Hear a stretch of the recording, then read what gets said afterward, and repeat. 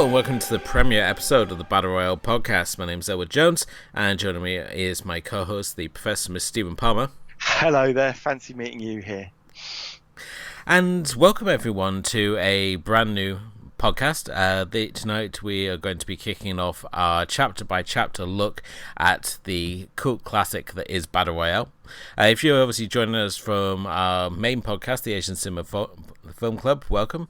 And really we just wanted to put some additional sort of bonus content out there because, you know, these are all trying times, and at the same time this is a film which has been a source of much obsession since it came out for ourselves here in the UK back in 2000 and ushered in this whole wave of and revival of interest in Asian cinema, which certainly if you listen to our main show, as I said, the Asian Cinema Film Club, you would know that we've talked about that wave of revival numerous times on our previous episodes, and it was sort of ushered in not only by Battle Royale but also by Takashi Miike's Audition and The Ring, three films which each of them brought something to the table and basically made audiences sort of question what else have they been missing, and really sparked not only the rise of J-horror but also started bringing in more sort of directors from the, like, not only Japanese filmmakers such as, you know, Takashi Miike,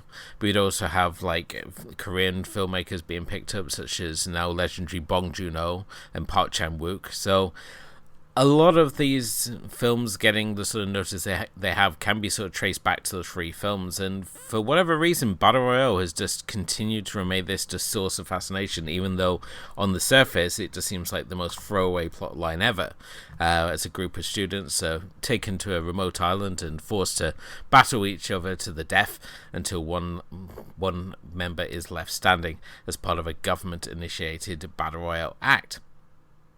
Now, Stephen, I mean, did you see this film originally when it sort of came out, or was it something that you sort of caught sort of later than its initial release? Pretty much when it came out. Sort of, although I was into Asian cinema before this, everything you just sort of said rings very true. Sort of around the turn of the millennium, we had films like Audition, like Battle Royale. What was the other one you mentioned? Ring, sorry. Shouldn't call it Ringu. That's not what it's called. It's called Ring. And Ju-on, things like that. Did come as some kind of sort of horror wave. It was, you know, you found them in film magazines, you found them at the cinema, you found them on the sort of that burgeoning DVD market, and it kind of reawakens that trio of films. Sort of reawakened my interest in Asian cinema. I mean, I've been into it a while, and there's maybe a couple of other films in or around, things like Shaolin Soccer maybe, that had also got me back into it, as opposed to just being sort of mildly interested in it. And I guess we chose it as our number one film last year, as in our attempt to do a clickbaity list. So it's somewhat apt we've picked it, but like you, it's you know, to me it's more than just the film. I read the manga back in the day, although I don't have it anymore. The novel was one of the first sort of Japanese novels to get, sort of popular novels rather than, you know, artsy fartsy novels, to get a proper English translation, which then led to all the Ring books getting translated, to Dark Water getting translated, to, you know, they're still being translated now. If you go on Amazon, you'll see a whole bunch of Japanese horror and mystery books being given an English translation. And I think Battle Royale and Audition, and, you know, those two especially, were like the vanguard of a new acceptance of Japanese culture, along of course alongside, you know, the embracing of manga and anime. But this was it, sort of live action love. Japanese cinema was finally getting outside of that, you know, that Kurosawa artsy fartsy stuff that you always accuse me of being. It was very much the case that when we looked at what was sort of out there, you had like the sort of like samurai movies, and you had kung fu movies, and we had like art house sort of films. And these films, they sort of came across, and they were just like so much different than anything else. It's like they were so sort of original and aggressive in sort of the ideas that they were putting across. And I think it was just, it was like this shock to the system what we were actually seeing, and especially when it came to Battle Royale, because Battle Royale is one of those films that you have people who don't watch subtitle movies. This is a film that's never been dubbed, so it's only ever had a subtitle release. And I know people who are like, oh, I don't watch subtitle movies, I don't want to read a movie, but I've seen Battle Royale. And it's like this strange acceptance that this film has, that it rings with not only just fans of Asian cinema or foreign cinema, but also just like, average moviegoers who just like, action cinema. And I think something about this film just really resonated with audiences. And I think as a result of that, that's what's sort of driven its sort of cult appeal and raising it above being just sort of like this throwaway title, which I think it so could easily have been had it been in the hands of another director. Yeah, I'm going to absolutely sort of double down on what you said there. Battle Royale is the only subtitled film I ever got my ex to watch. Yeah, and it's not dubbed. And we spent, I think we spent a New Year's Eve watching it or something like that back when we had sort of first child in swaddling clothes. And she enjoyed it immensely. Those three films, Ringu, this, and Audition, I take with me to friends' houses to watch together, saying, "Hey, look, I've got these really cool, weird films from Japan," and they were those three films especially were accepted by people that wouldn't normally watch a Japanese film or an Asian film or frankly a foreign film, full stop. And Battle Royale itself is probably even Audition's a bit of a tough watch for people. Ring, obviously, sort of that has entered the cultural lexicon, and I think but Battle Royale has even more so. Yeah, I mean, a Battle Royale is although it was a phrase before, we now think of it as something where a group of people are fighting each other to wit one of the most popular computer games going at the time of writing. Takes its name directly from this. So it's fascinating how in the last 20 years this has become part of the transnational lexicon, hasn't it? For regular, obviously, listeners of our other show, the Asian Cinema Film Club, you will know that we have already covered this film. We covered it with Emily from the Feminine Critique, and that was for our 25th episode. And we thought it was a suitably big title to mark that sort of milestone episode, as we like to save our sort of the big titles for like every 25 episodes. So our most recent one was episode 50. We did Seven Samurai, and while that episode was absolutely fantastic, it's certainly one of my favourites, and we certainly went into a lot of detail. With Battle Royale, it's such one of those films that while you can sort of enjoy it on that sort of surface level as just this throwaway action movie, it's just got all these other levels that are just so interesting to sort of deep dive into. And at the same time, when you only have like an hour on a podcast to sort of cram in all the details, there's a lot of things you're going to miss. And it was really thanks to Mark and Jay over on the Deep Blue Sea podcast who inspired us to make this podcast, as they're currently going through Deep Blue Sea, a DVD chapter at a time, shaking things up from the other format that's out there where you watch a minute of something, be it like The Godfather or Big Lebowski or Star Wars, whatever you're having to take your fancy, and the podcast about that. Now, for myself, I'm not a huge fan of that format, but I really like the idea of looking at this film a DVD chapter at a time, and this is what we're obviously going to be doing over the course of this series, as we look over all 23 episodes of the special edition version of Battle Royale. And we're also going to be touching on the novel as well as the manga as well, because there are some noticeable differences between the three adaptations of this material. So we're going to obviously, the great thing about obviously breaking it down to chapters is that we can sort of really sort of pinpoint those characters. And when you look at Battle Royale, I mean, this is a cast of 40 kids, and at the same time they all have their own sort of individual stories, and that nobody's sort of like there just to be disposable sort of cannon fodder for the sort of more aggressive kids of the story. So hopefully we'll be able to sort of deep dive into some of these stories a little bit better.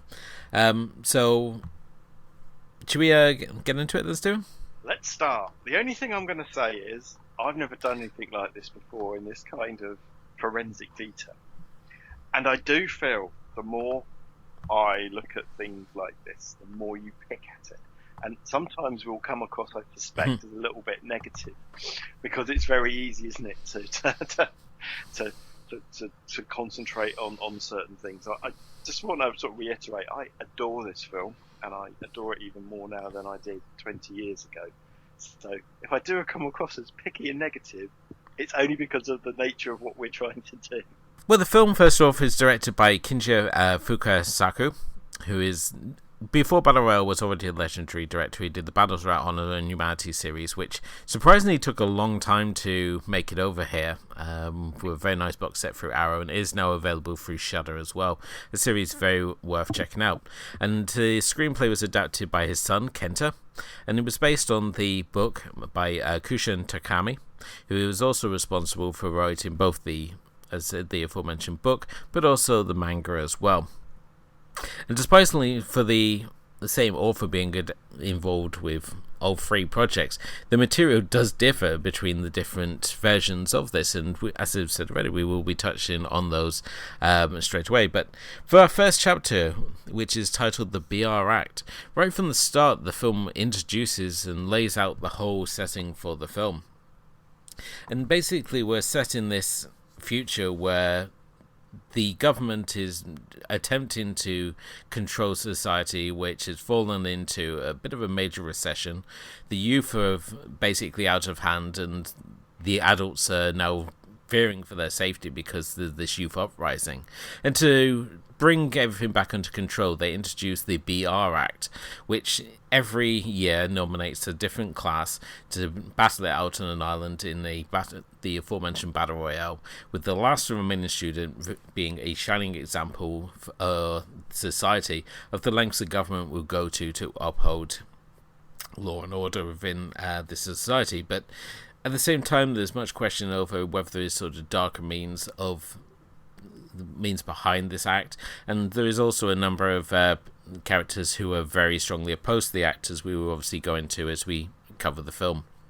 But it's here that we're introduced to our hero of sorts, Shuya Nanahara, who is again, this is where our first of our differences appear. In the film, he is shown as being kind of a bit of a loner because of his circumstances. His father committed suicide due to struggling to deal with the recession. His mother left both of them at a very young age, and now he's basically living in a children's home with his best friend, and basically trying to live a fairly normal life compared to everything else that's sort of going on around them. Would you say, Stuart?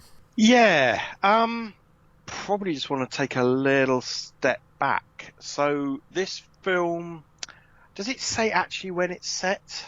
Can't remember. I think the Battle Royale, it suggests is passed in the millennium, isn't it? It's called the Millennium Act, so I'm guessing it it's the turn of the millennium. So just to put the novel and the film into some kind of context, what we are experiencing here. So since the Second World War, Japan has had an upward trajectory economically.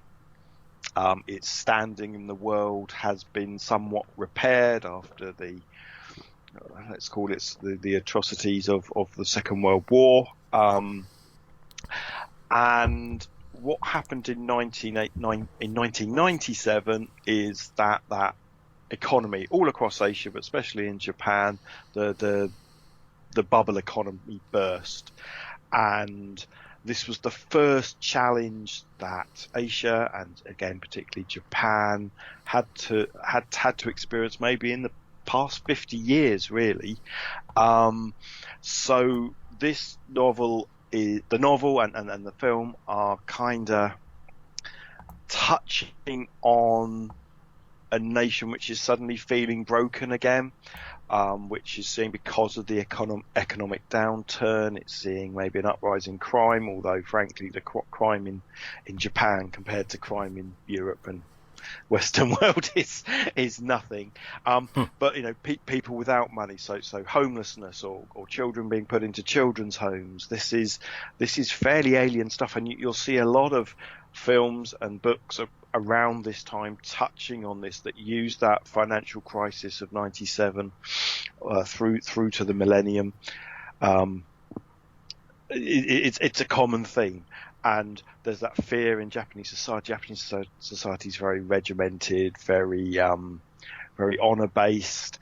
They don't have a lot of crime, and so this onset of poverty, which leads to criminal behaviour, which leads to youth,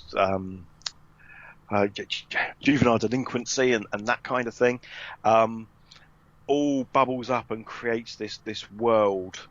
And I guess the fear of the Japan, there's sort of two fears here for Japan. One is that their nice orderly way of life is being exploded, and obviously we also have there's a kind of millennium panic going on full stop all over the world, wasn't there? That what was going to happen when the year 2000 happens, the planes are going to fall out the sky, all the computers will start working, all that kind of stuff. So there's this general kind of panic around the world, but also I guess Japan has this fear of falling back into autocracy or dictatorship, sort of that yoke of imperial control which was upon those people up until the end of the Second World War.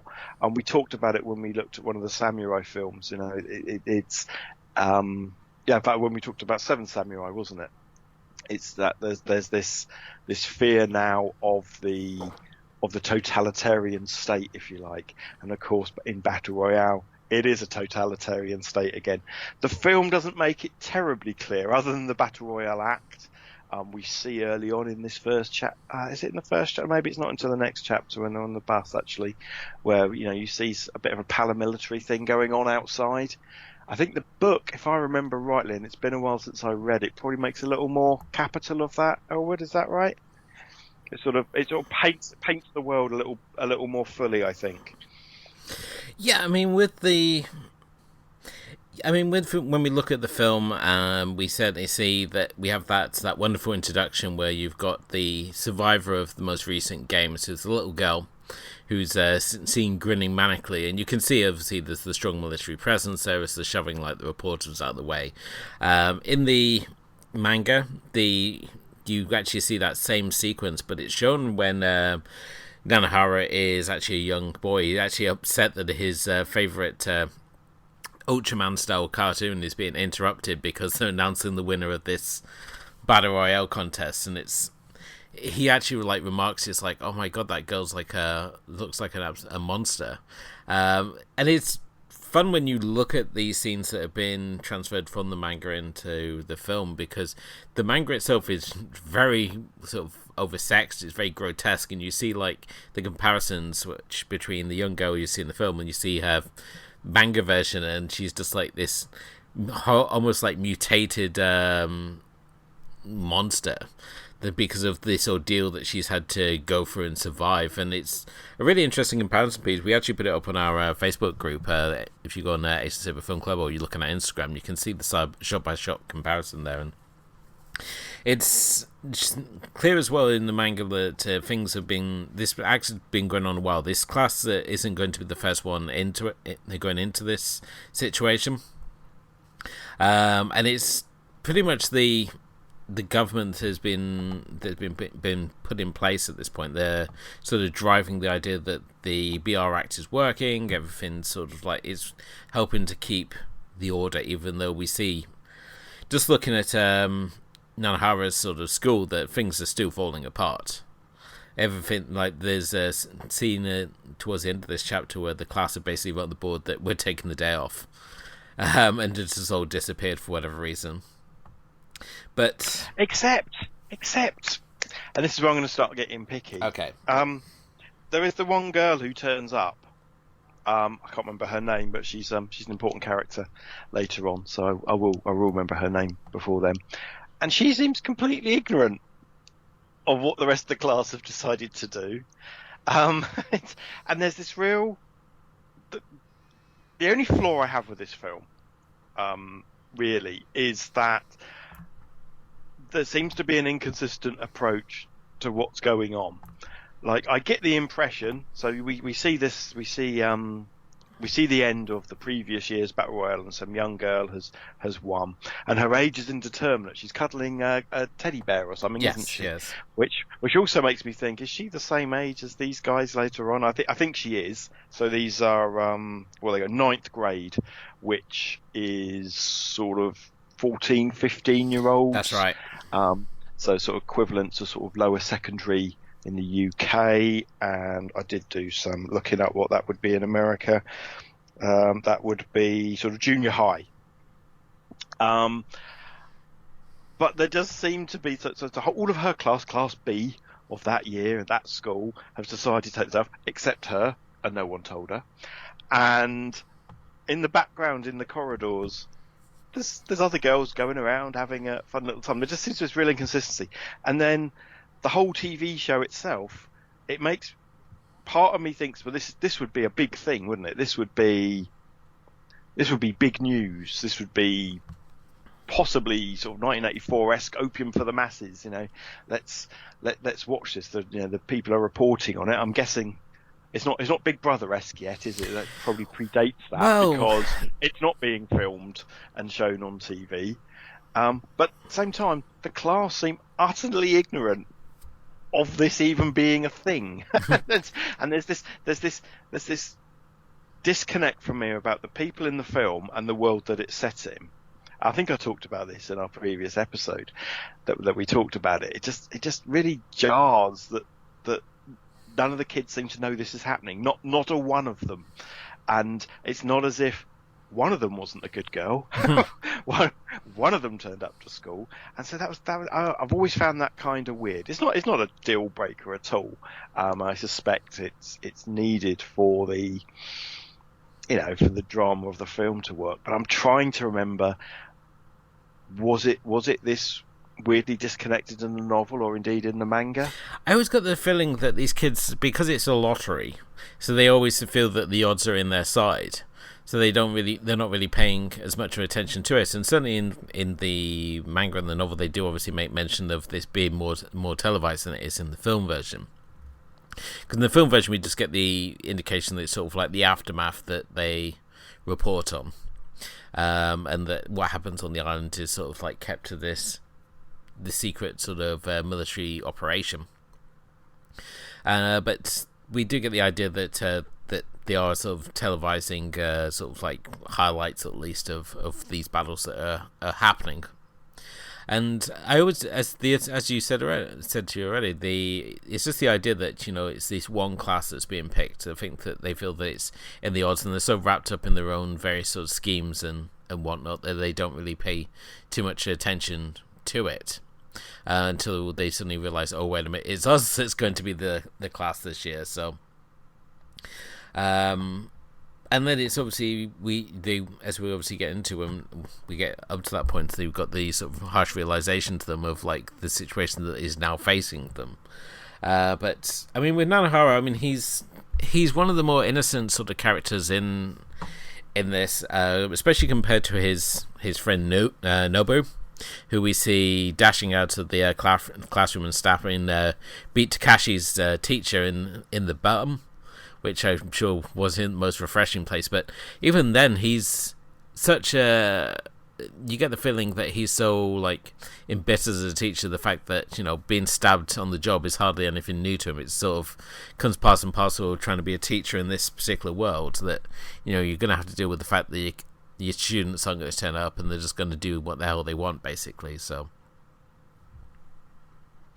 Yeah. And yeah, the film also sort of sets its stall out quite early on. So you start off with, well, I'm not sure this was in your version of it, but there's this little bit of text at the beginning which talks about originally this film was a 15 in Japan, so you couldn't be older than 15. You had to be older than 15 to watch it. So it's kind of setting the scene that these are 15-year-olds in this, which I think I remember there was a lot of hoo-ha. In the West, in the UK, definitely about this film, which is probably what attracted people like you and me to it, thinking, oh, something controversial. Probably, because when I look at what I was viewing at this time, I mean, I said this is 2000, so I want to say that I'm sort of in my cinema extreme sort of kick. I'm looking at the things like Greg Araki, and I'm looking at John Waters, and things like Todd Brownings's Freaks, and David Lynch's Eraserhead. Just basically any sort of weirdness you can get hold of, and late night TV viewings. And this sort of fell into that wheelhouse, and especially because it was part of a new label being launched through Tartan called the Asia Extreme label, which again, it just conjures up this wonderful mystique of like, oh, we're going to see something absolutely insane. And I remember seeing that sequence at the start of when his father's like hung himself, and thinking, wow, this is really shocking. And now looking back at it and the things that have come afterwards, and it's like, oh, how naive we were, and the things we've seen since.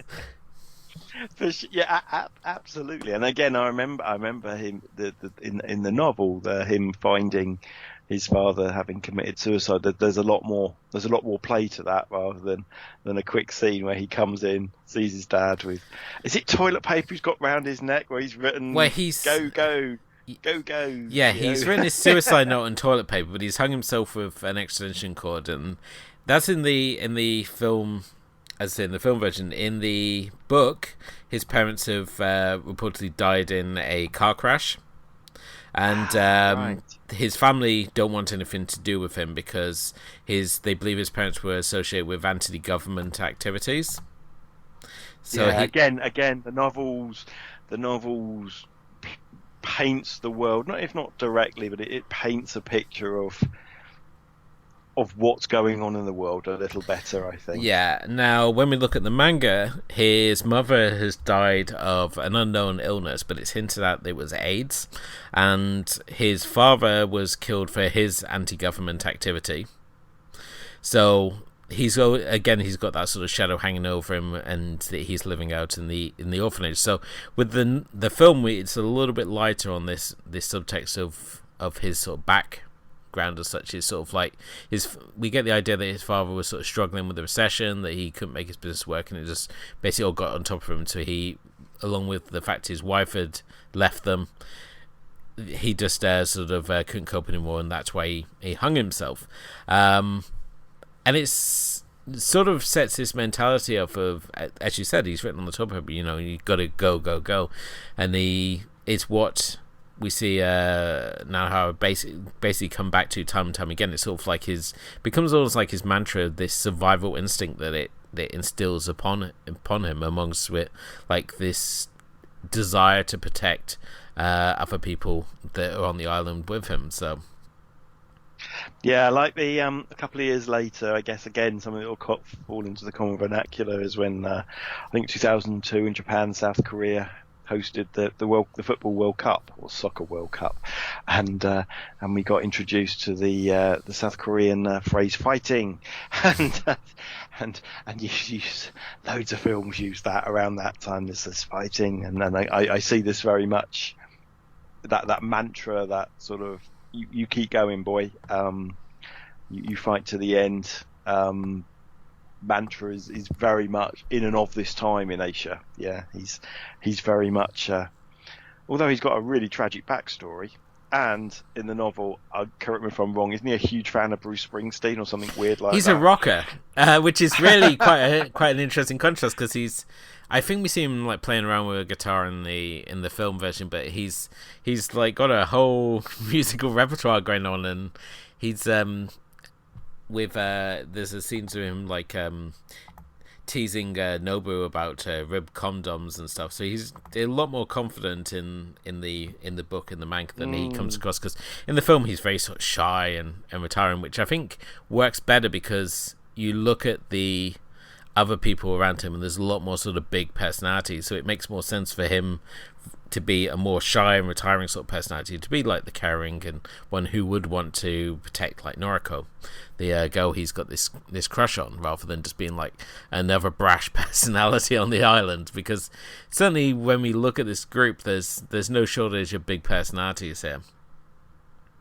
Oh, absolutely not. And I guess the other thing is, it would have been very easy to rejig the story of the film to just make him the hero and everyone else to be ancillary, which the film doesn't do. I mean, obviously we'll talk about it more, but although he is I guess he's our lead, he's the person that we sort of follow through the majority of the film. The film does give the chance for other characters to breathe as well. And I guess a little word for the guy who plays him, Tatsuya Fujiwara. This was, I think, one of his first roles, and he's gone on to be massive. For somebody who's only been active for 20 years, he's in a ton of films, from things like Death Note, which I think we saw him in Death Note, didn't we? He's the star of the Death Note. He was in the film version of Snakes and Earrings. He was in the dreadful Insight Mill. And now he was in the dreadful. Lots of dreadful films, actually. Yeah, no, he's a very popular, very very youthful looking guy. I mean, even now, some 20 years later, he looks about 20 years old.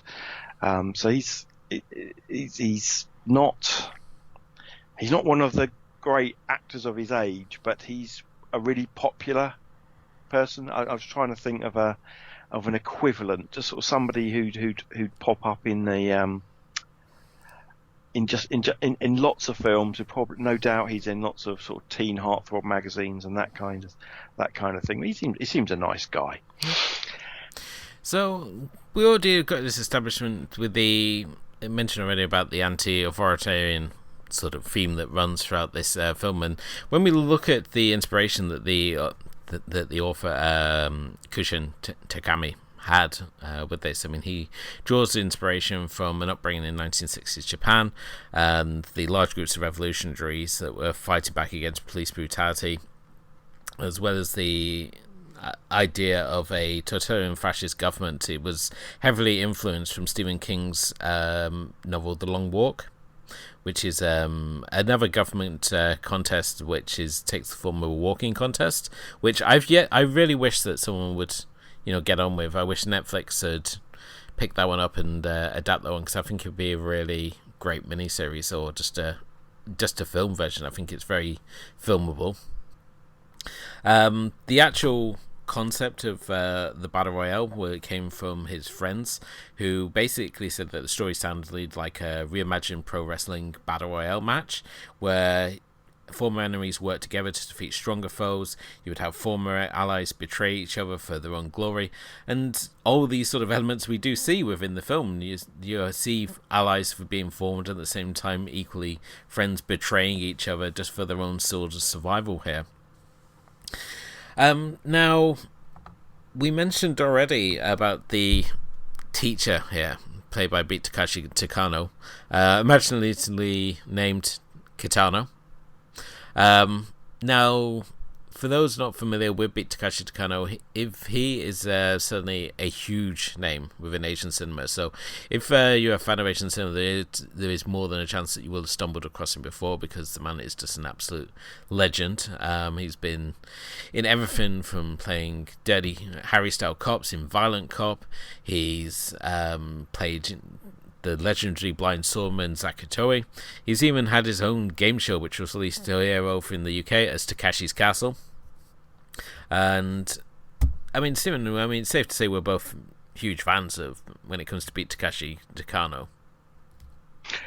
I mean, yeah, he's a multimedia. He's actor, singer, director. I mean, some of his direction is things like Hanabai have been well incredibly well received. Yeah.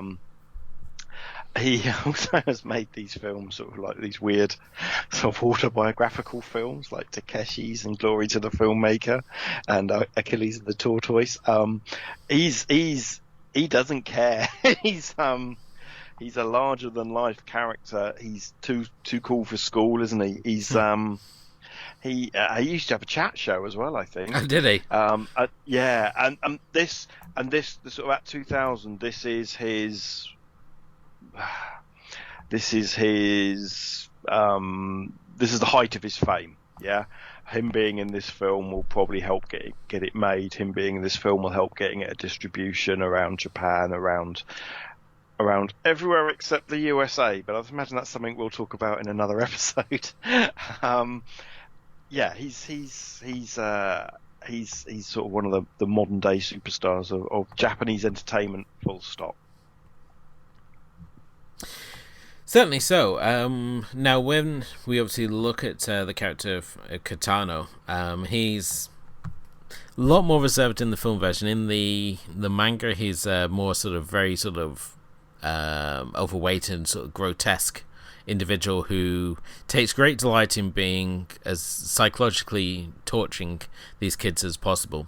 And when we see him, obviously through Beat Takashi's performance, he's a lot more sort of quiet and reserved, but he's coldly calculating at the same time. So it's kind of shocking that we see him initially introduced as his teacher getting stabbed in the ass by Nobu, and he's so unfazed by it, he just walks over to the sink and just starts washing his wound out.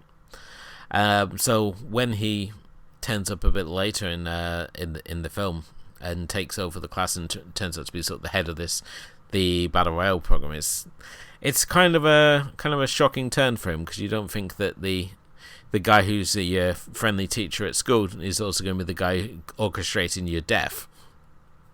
And there's this bit, isn't there? So like I say, Nobu sort of slashes him. I'm going to call it the upper thigh, the buttock maybe. And like you say, he gets sort of washes himself down, and the voiceover just says, and the teacher left the next day or something like that. That's right. And we never saw him again. And I mean, never has a bigger lie been put to celluloid, because we're going to see him again in about 2 minutes' time. But yeah, it's always played like, hey, look, here's Beat Kitano. He's turned up for 2 minutes in our film, and I'm thinking, yeah, this is like when Drew Barrymore turned up in Scream, and she's only there like for the pre-credit sequence. But no, he's going to be a much bigger part of the film. So to round off this chapter as well, because we're obviously looking at the special edition of the film, we also get the first of the basketball flashbacks, which serve to give us our first glimpses of several of our characters who are obviously going to be very key to this film. And I mean, how did you feel about this inserted basketball sequence that shows the class in happier times, as we are told through Nanahara's sort of like narration? So there's two things about this. So this sort of this basketball game, this college basketball game sort of thing, isn't in the original cut, is it, at all? No, it's not at all. So it feels when you come to this as the extended edition, the first time, it feels a little bit tacked on, and just a bit, but it will pay off eventually, and it might be a few episodes down the line, but there is a magnificent payoff for this, because you're right. To start off with, it's like, well, what's this about? Showing them in happier times. But it does give us insights into certain characters, and it does give us insight to certain relationships which play out later.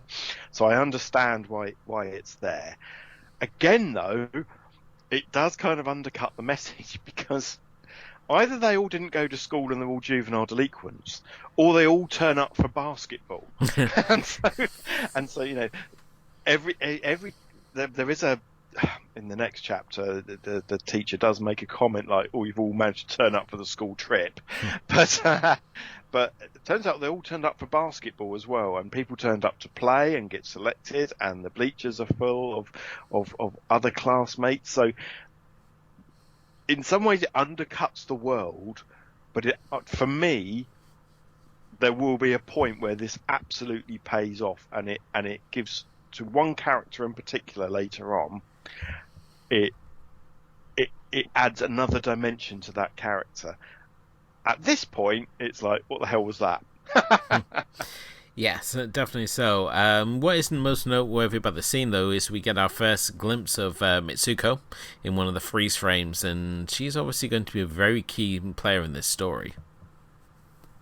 Yeah, I mean, it's yeah, yeah. That might have been what I was hinting at, but yes. That's the problem when you've seen this film as many times as you have. You kind of forget that we got to cover this at chapter time, so we'll try not to get too far ahead. So it's really hard because, especially with this set of sequences, because it does feel a little tacked on. But I'm guessing if it was the director's cut, this was the original vision, and therefore it had purpose originally and was excised for matters of time. I mean, the Battle Royale is not the longest film we've ever seen. Even the director's cut's only just a shade over 2 hours, yeah. Which for sort of a post millennium film feels like fairly average to me. I mean, it's an exhausting 2 hours, mostly because you're just trying to keep up with the body count and the like. But it has very few. There's very little flab in it, I think, and it doesn't add an awful lot to the running time. So maybe the studio just felt it interfered with that, but it will pay off. It will absolutely pay off. Yeah, certainly. Obviously, if we're going to draw comparisons to the manga again, the manga during this same sort of time sequence does also start introducing several of the other characters as well.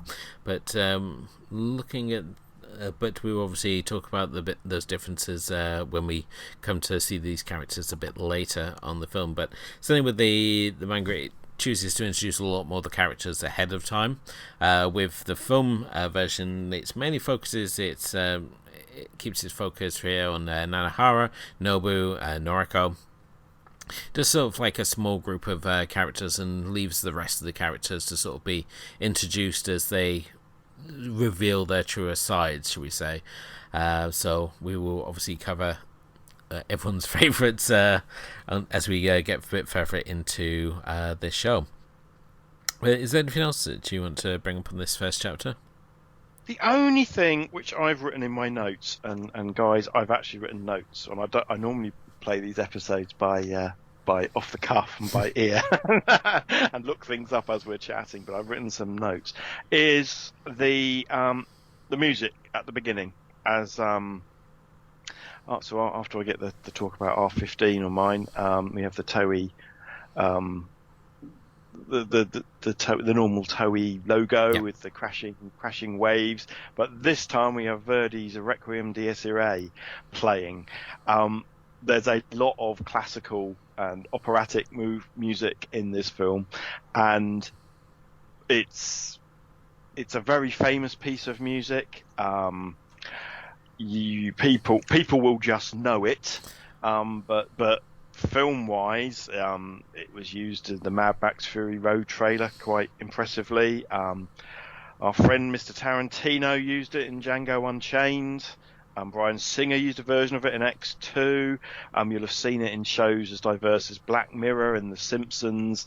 And I guarantee you, Miller, Singer, Tarantino, and Charlie Brooker all saw that because it was used in the opening sequence of this film.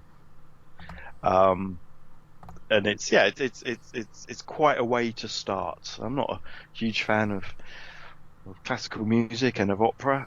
It's one of those things that a lot of Asian films, especially Korean films, do love a bit of classical music. But yeah, it's sort of it's a funeral. It's quite a controversial piece of music, apparently, looking it up by.